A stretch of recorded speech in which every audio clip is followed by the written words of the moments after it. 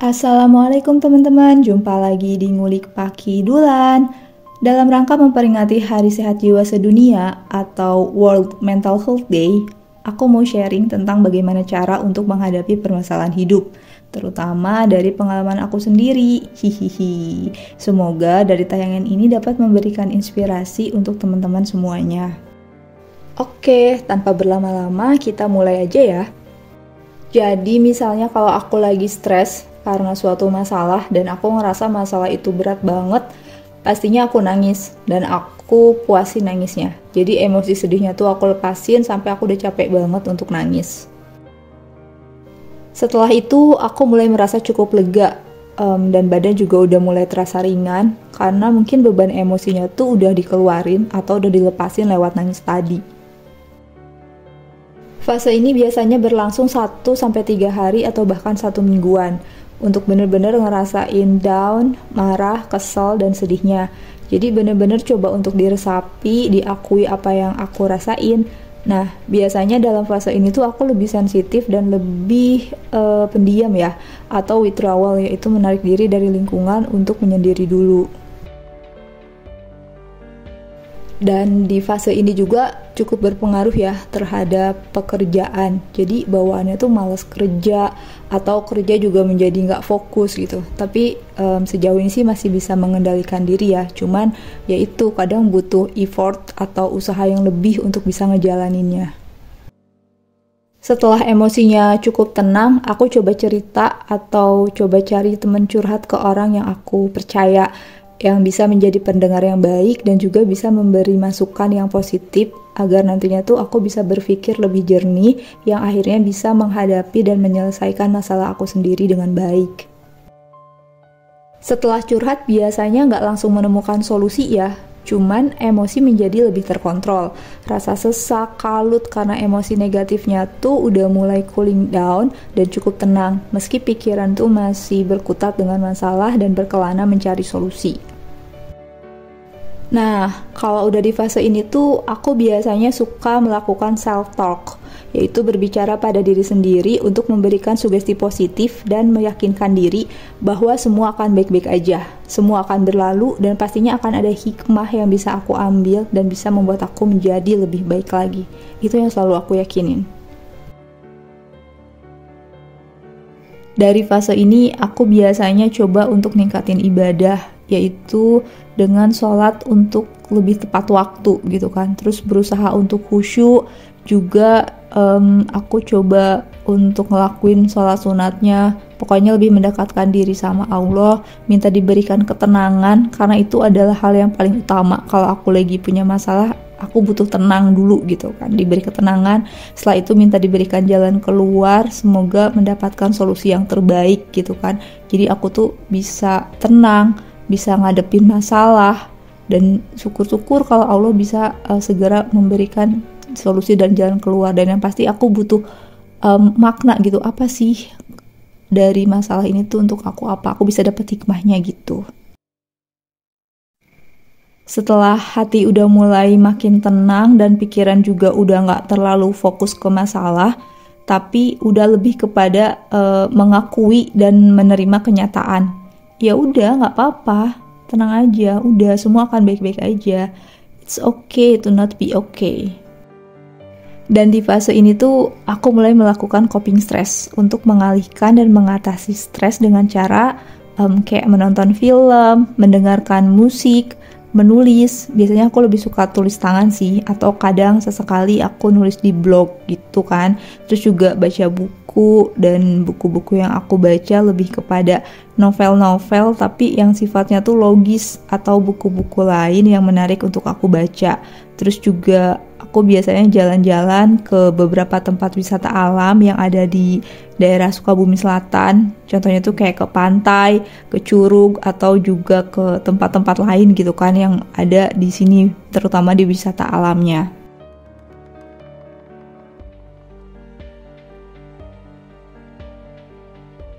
Selain jalan-jalan, ada kegiatan lain yang biasanya aku lakukan nih kalau misalnya aku lagi ngelakuin coping stress ya, atau untuk ngalihin stresnya, yaitu dengan cara berkebun. Kayak waktu itu tuh aku pernah nanam tomat apel gitu kan, jadi ada orang tuaku punya tanah kosong lah sedikit gitu, jadi aku pakai buat nanam tomat apel gitu, dan alhamdulillah sih berbuah berapa 3 bulanan lah ya, jadi lumayan teralihkan tuh si stresnya.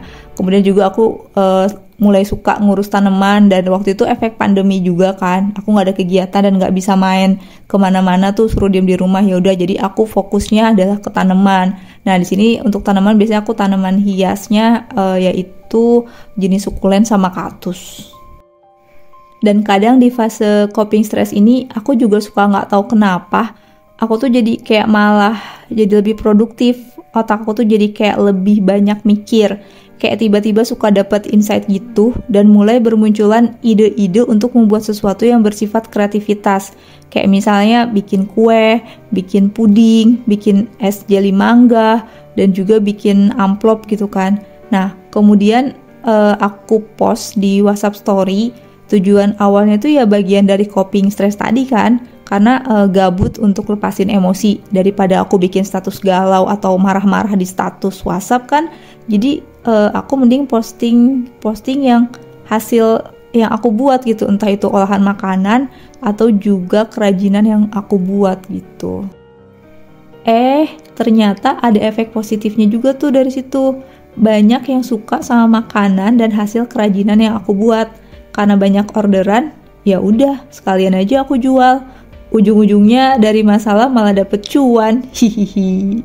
Mungkin ini hiburan ya, dan anugerah dari Allah ketika diberi ujian. Alhamdulillahirabbil alamin. Terima kasih ya Allah.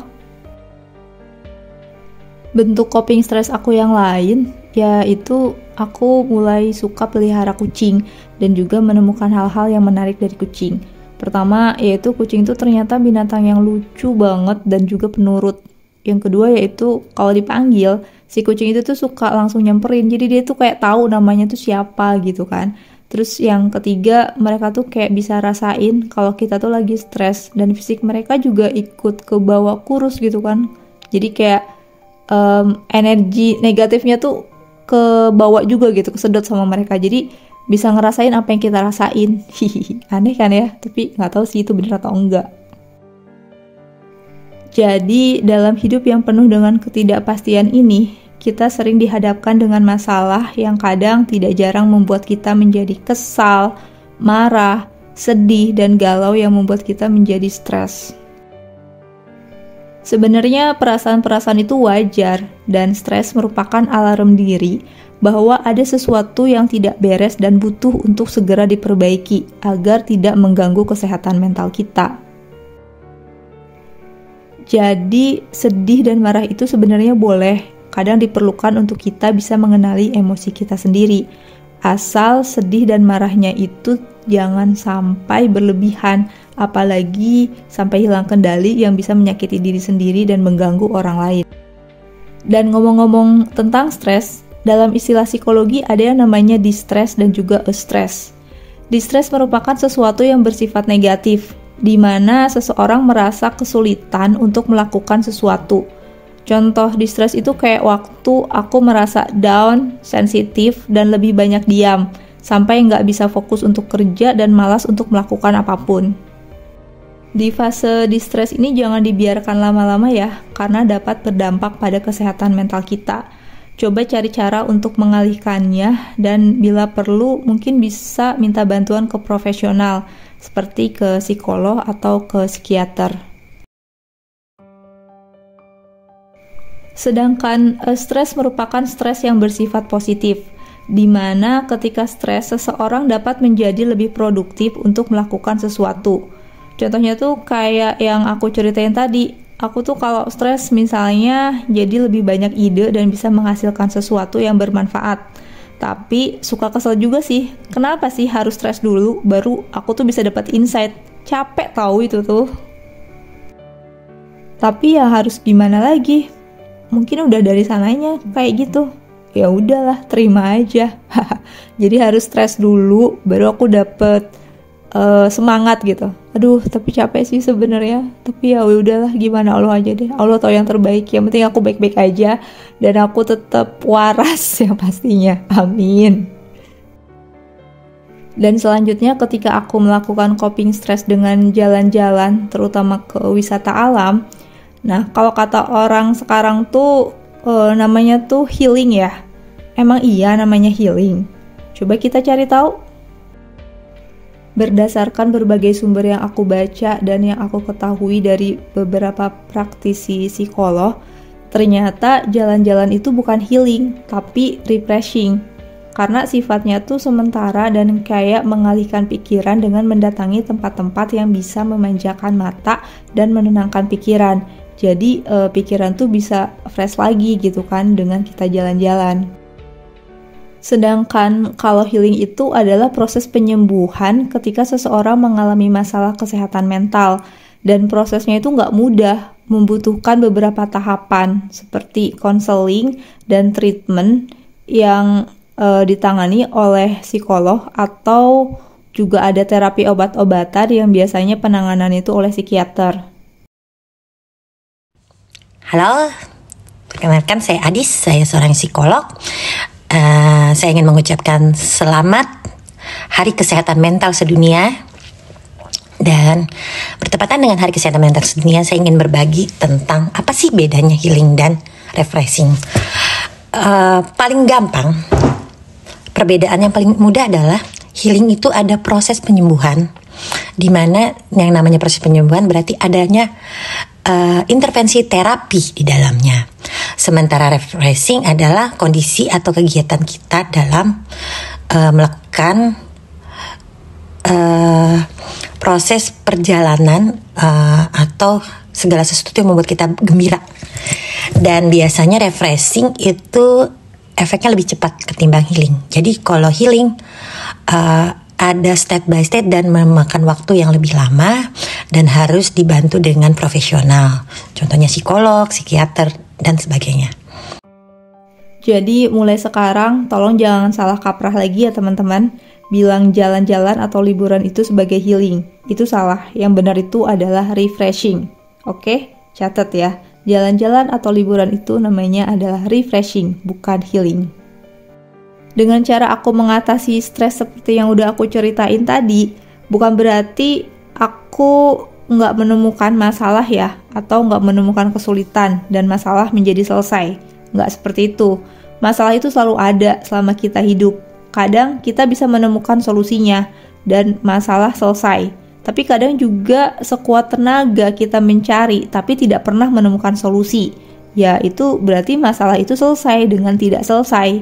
Tapi nggak apa-apa, kita pasrahkan aja. Mungkin itu bagian dari ujian hidup kita. Ya mungkin itu bisa bikin kita menjadi lebih baik lagi. Kita hanya harus belajar dan menerima juga menjalaninya, agar kita bisa selalu belajar tentang ikhlas, sabar, syukur atas setiap ketetapannya. Cause life is long life learning. Dan satu hal lagi yang menurut aku penting untuk di-share, yaitu tentang self-love. Mencintai diri sendiri. Ya, terkadang kita lupa untuk mencintai diri kita sendiri karena kita fokus memikirkan orang lain.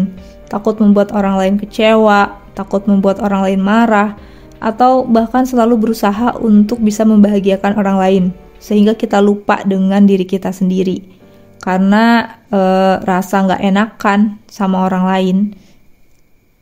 Mungkin alangkah lebih baik mulai sekarang hal tersebut harus dikurangi.